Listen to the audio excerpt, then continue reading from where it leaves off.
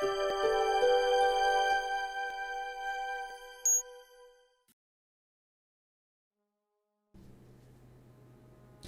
everyone. Right, we're back. And you can see I have taped up this glass and I have a rather odd little tub of etching paste that is very, very old. Now I'm thinking it's over 30 years old. I used to use it a lot, combined with hand engraving, of course. It is hydrofluoric acid paste. Not very nice to get anywhere near your eyes or obviously or anything like that. And certainly if you happen to have a cut on your finger, yeah, that you will go through the roof if you get it onto your finger. Excuse my brush, all the hairs are coming out. Anyway, I found that I still had a thinner for this because it had gone quite dry. Obviously, it's just a pure miracle I still have it. And I poured the thinner in, and it's also a pinky sort of liquid, and it thinned it down fine. Everything smelt exactly like it always smelt before, and so I thought, well, where's the harm? Maybe it'll still work. And so I mixed it up, and there you see the consistency is the same. In the old days, I mean, this tub will be ancient in that I would have used it over and over and over.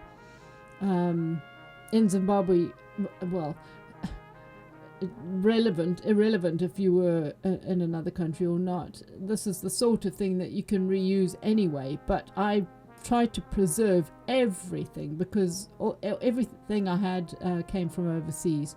So now you can see I've used the back of the brush to just put some waves in quickly, or an effect of waves.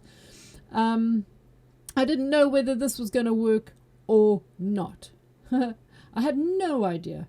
And basically I just left it for the time that I would normally in the old days, and I couldn't even really remember. But not much more than about a minute.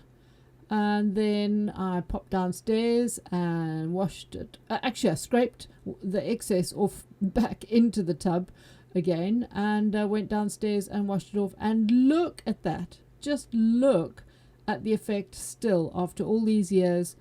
Clearly, hydrofluoric acid paste does not go off. Did I really think it would? Anyway. So I'm experimenting as I go along. As I said in the first video, I really don't know how I'm tackling this. Well, it's promising, isn't it? It really is. But now I have this dilemma, as you know, where I have to do the sky and the gun smoke so that you can tell the difference clearly between the two. And in the photograph, the gun smoke is against the a lighter color sky, because it's an old picture. Here I've got a soft grey rubber in my hand. Anyway, so the lighter color sky, and I need to make the gun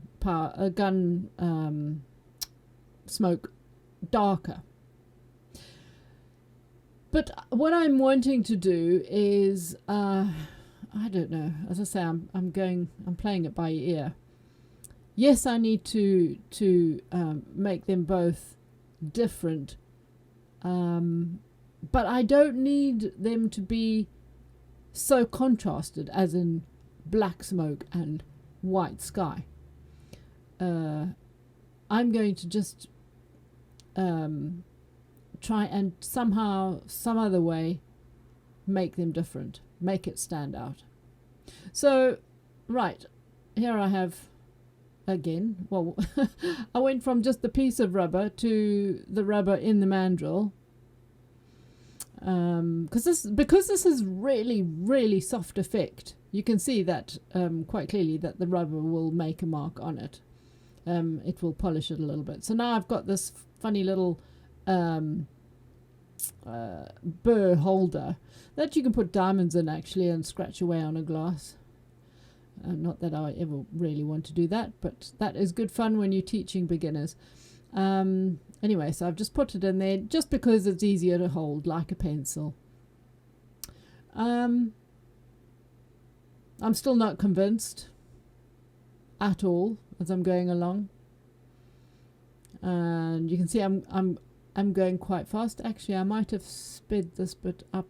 Yeah, I've probably sped this up a bit to about 120% or something. But I'm just not getting the effect that I absolutely want. See, the clouds need to look fluffy, and yet sort of blended. I don't want these stark differences in color shade. I want things to be more blended, and the clouds need to be kind of rounded. This is the difficult thing, is to make a fluffy cloud, and then of course to make the fluffy rounded shapes of the gun smoke. So, right, what am I going to try next? Now I've put the same grey rubber burr into the drill, and I'm just starting to play with the water area.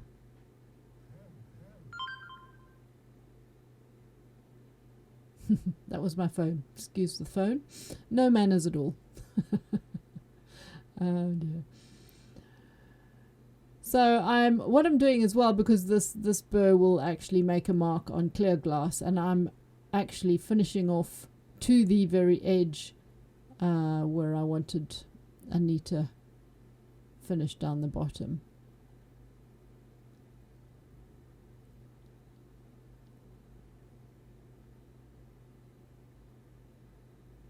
Yes, I have brought it right down to the lettering, but I wanted to make the picture as big as I could, but I don't like putting anything near the rim of the glass.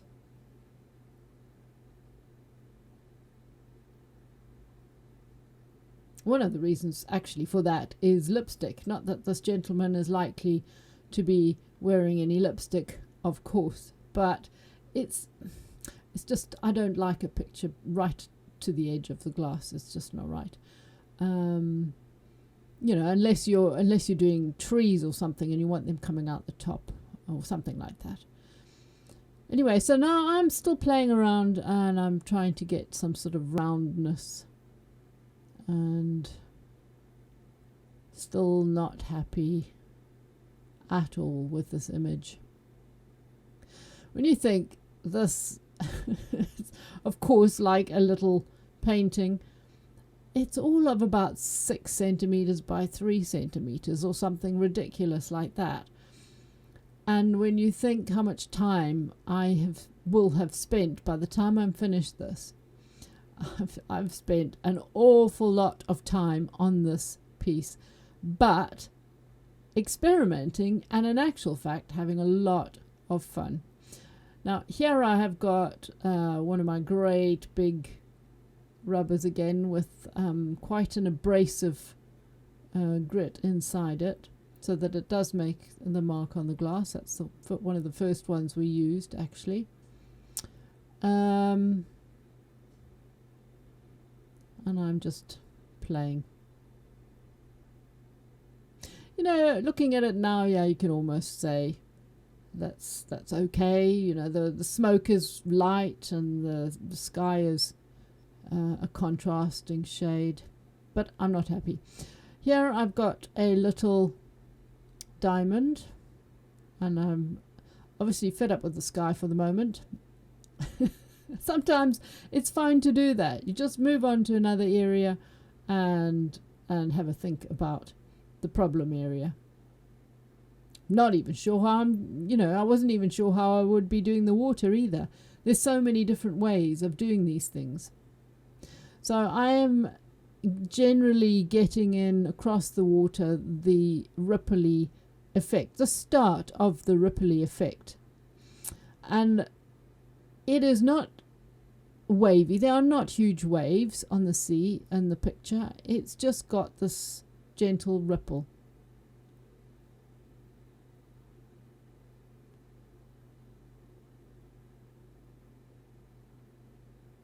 And it is a little bit too stark. It is too bright. I'll be doing a lot to that as well.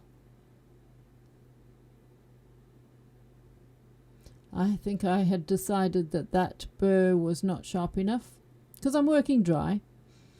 You know, you need to have a good sharp burr. So I had changed it quickly.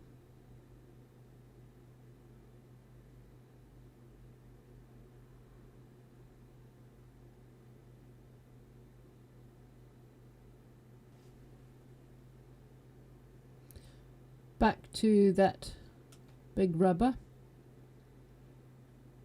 I think.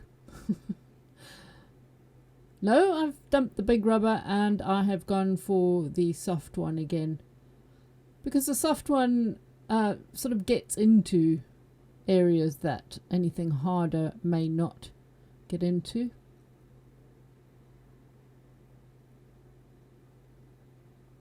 I know that I'm looking at the water thinking, this is not a good effect.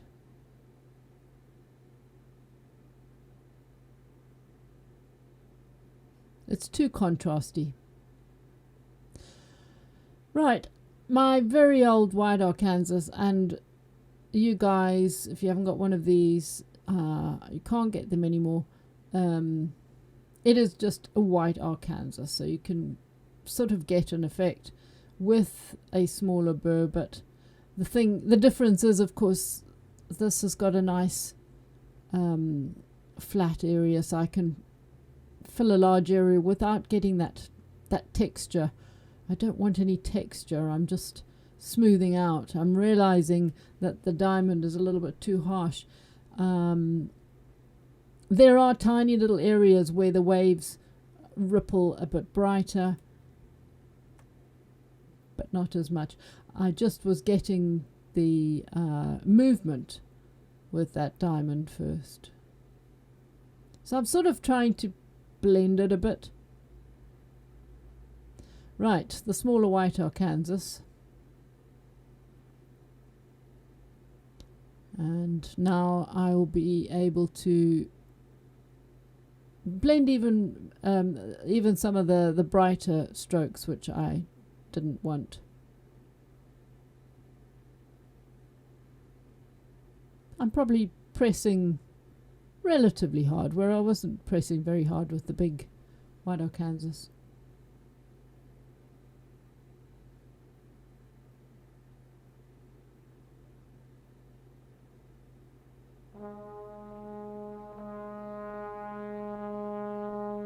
I know I always say that wrong, but for the best part of 20 years, I'd never heard anyone say it, so I say it as it's spelled. So sorry, guys.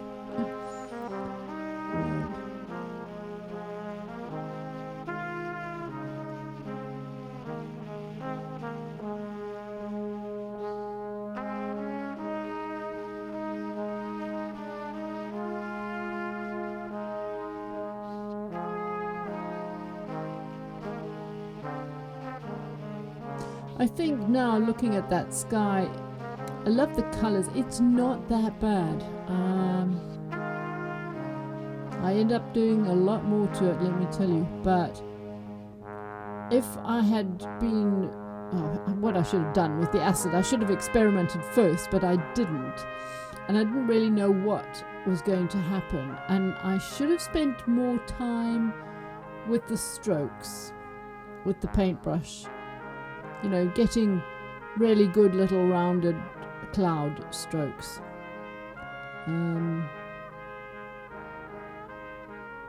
Yeah, should have done that.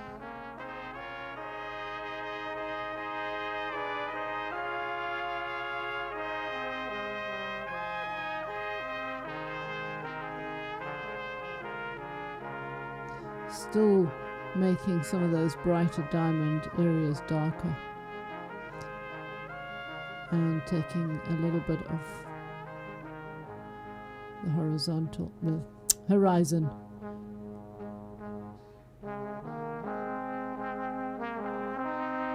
Actually, that's not the horizon. The horizon is further back. We have established that already. But it all kind of blends in, you know. It's all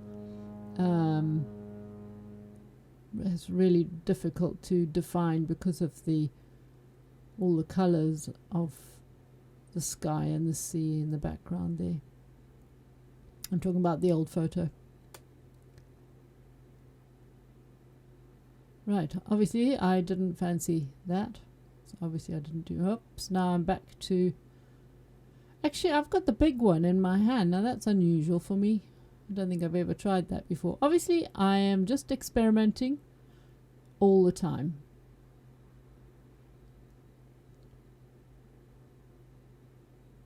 And yes, this one, I mean, I always use the soft one in my hand for various effects, but I've never used the hard one. And it's not, I think it is doing something. You've got to experiment all the time.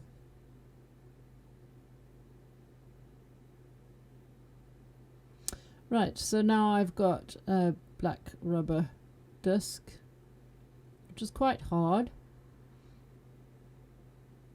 And this will make a nice dark mark.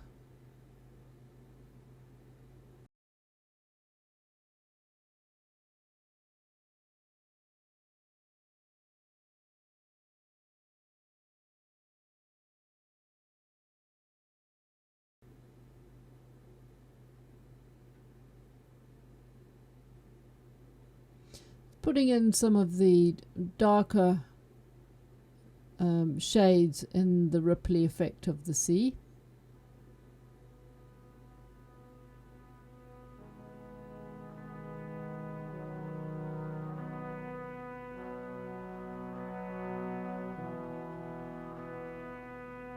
I don't often do water. I think it's something you really do need to practice.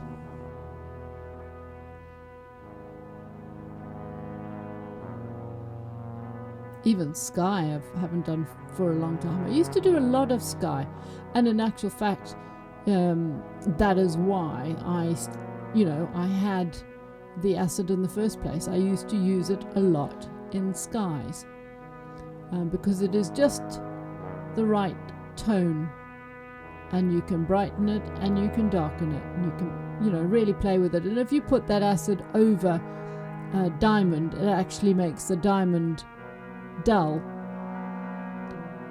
It has so many uses. So here I'm starting to play around with the gun smoke again.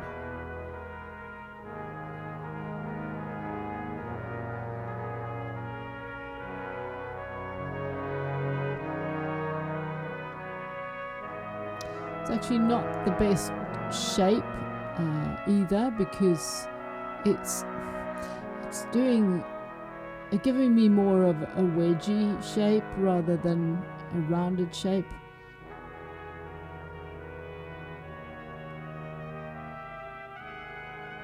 If that's the right word.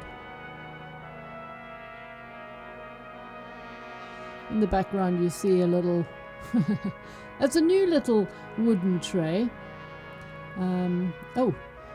This is a very smooth rubber. I'm trying to tell you that it is the same smoothness as the paper, if not smoother. I've had it for donkey's years. Actually, looking at this one, I think this was the newer one. That's right. But basically, I've had two of these for many years. And I only just started using the second one. Only because I couldn't find the first one. That's right. It's so smooth, but it works well when you've used the black rubber or a hard rubber, and it just takes away the hue a little bit and makes it even darker. But on its own, it really doesn't do anything. So I'm trying to see what it'll do here, but I don't think it's doing much at all. I was telling you about the stand that you see next to my tray there. My husband was chucking out some bits of wood from his workshop, and I said, oh, I'll grab one of those and make another stand. I know that I've got several, but I thought that would fit nicely just next to my tray, and it does. And he took it to work and drilled all the little holes and perfect lines and perfect distance between each other, whereas I was just grabbed my drill like I have before and just randomly put holes in it to varying depths and everything, and then he even varnished it, so that's right, that's rather nice. Anyhow, here I have got a rat's tail, and I am adding some little waves, the little highlights on the waves that I've seen in the photograph.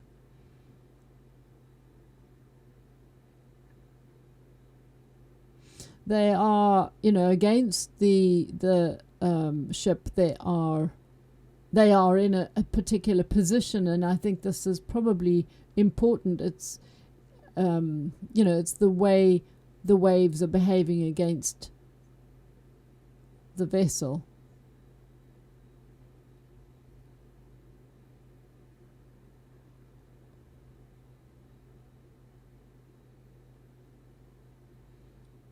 Alright, looks like I've picked up a green stone there, and yeah, old faithful broken glass, which still hasn't gone in the bin, but I decided to keep it until the end of this glass, the D-Day glass. So I am trying to create an effect and a shade, and clearly I didn't fancy that one.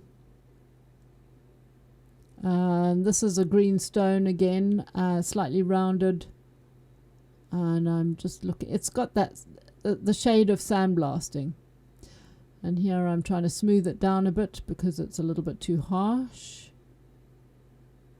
Sometimes the gritty bits are really quite harsh, and just running it against a stone will make it a little bit smoother for a while.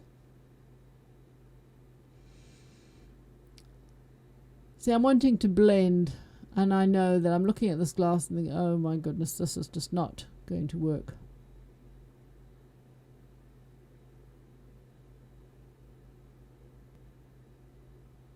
And I do come up with yet another plan, which in the end does work. And I will be sharing that with you possibly in another video. Hold on a second. Yes, in part 3. There will have to be a part 3 because I just do so much to this glass. And finally, in the end, I am relatively happy with the result. So now here you can see I'm having fun. I'm determined that the smoke from the guns really does have to be darker, but I still do a lot more to that as well. But you will sort of start thinking, well, what about the acid? Well, the acid was an experiment, and there'll still be little bits of it showing, and it worked well. I'm really impressed with it. I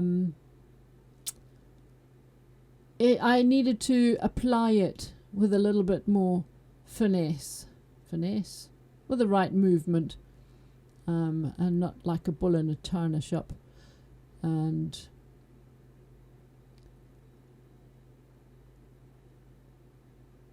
so I think I'm just coming to the conclusion now. I've got to start working on the sky virtually from scratch, really, excuse the pun, and try and get the right shading. And don't worry, this is looking quite bright, but it will be blended and blended. And in the third video, you will see, as I was saying, I will be using a lovely, surprising technique, yet another technique. And it's the one that finally does work for the clouds and the smoke. And it blends them all beautifully.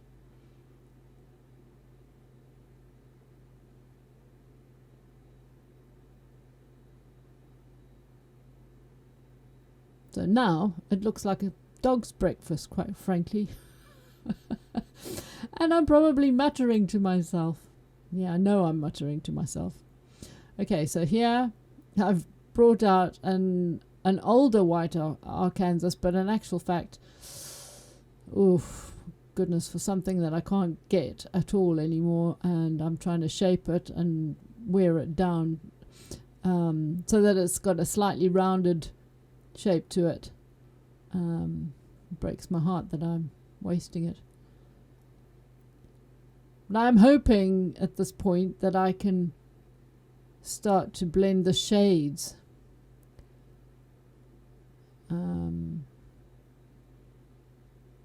Yeah, I don't really want that action. I'm wanting a roundy action, sort of like the clouds, and I'm just not doing it.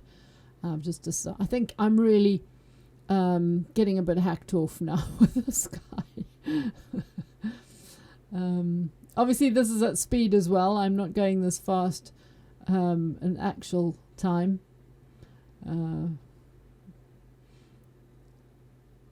Yeah. I have sped it up. This is probably at about 150%. Now I'm very gently coming down the edges because you don't want to create a harsh line. Ultimately, as I say, this will all be blended.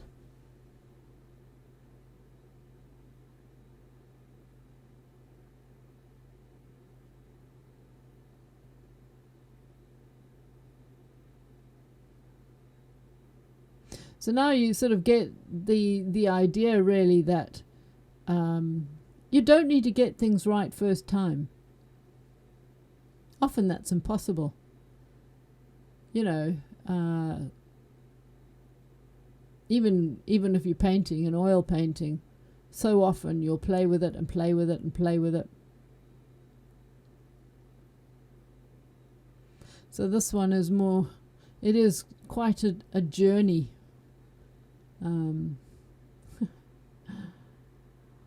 It really does look like a right royal mess, doesn't it? I'd love to, I mean, if it wasn't for Patreon, nobody would ever know that I've done all this. But, and I actually would love to just cut all this out so that you don't see it. But it is interesting. And I think that it's something that you should see. You'll also notice I'm just going over the top of the masts as well, because I want to make sure that it's just a flowing shade. I don't want to be sort of drawing around the masts. Gosh, I can't say that. Masks.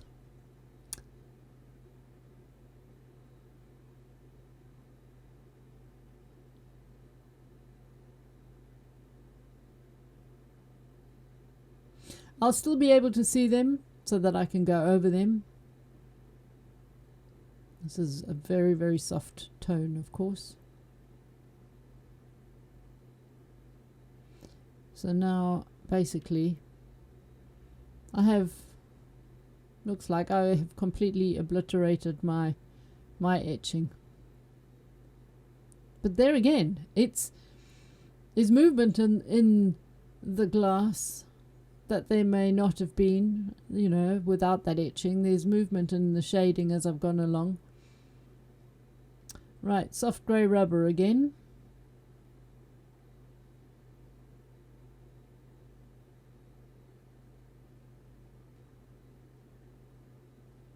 So I'm making use of this grey rubber near the base of the sky because I want the ship to be able to show up. And then I'll be sort of grading it upwards so that it's lighter near the top, so that well, from halfway around going up, because then the smoke will show up and I can keep the smoke slightly darker. And also I want it light near the top of the image so that you see an edge to the image.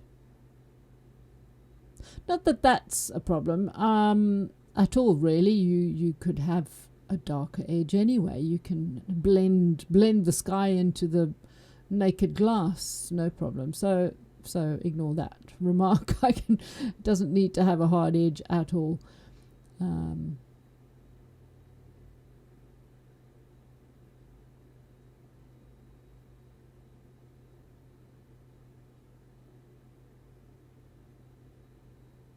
I'm trying to be careful here because you don't want to, well, you can make a vignette if you want a vignette around it, but I'm just blending it upwards gently, trying not to get too much texture going on, but you don't generally get texture with this burr. When I say texture, I mean strokes, really. It's so soft. It's just lovely.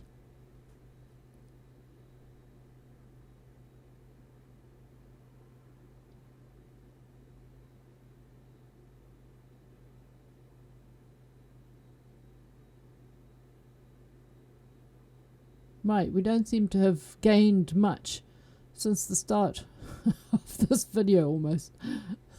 Well, not quite. Not quite. Of course we have. Ah, right. I'm actually darkening the top. Anyway, that could change.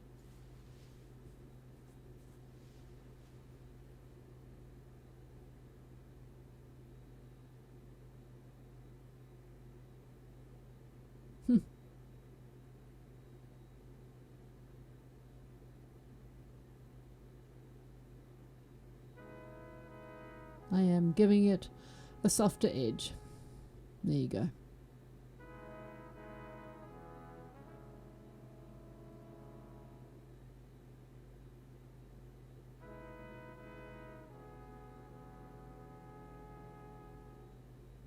I don't even remember doing that. Isn't that funny? It was only the other day.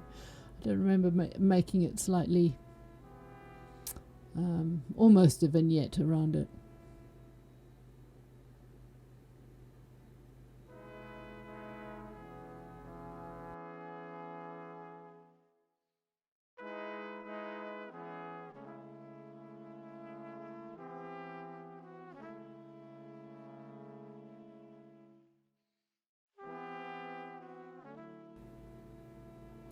This is a black rubber. I don't often use it, but I'm going to give it a go here just to see what it does.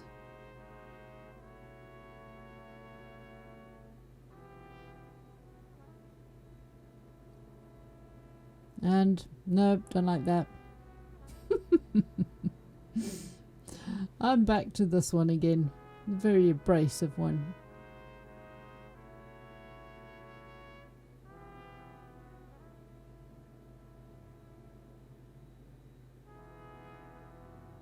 No, forget that.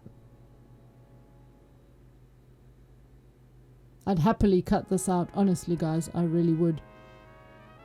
Oh my goodness, what have you got here? The soft grey one.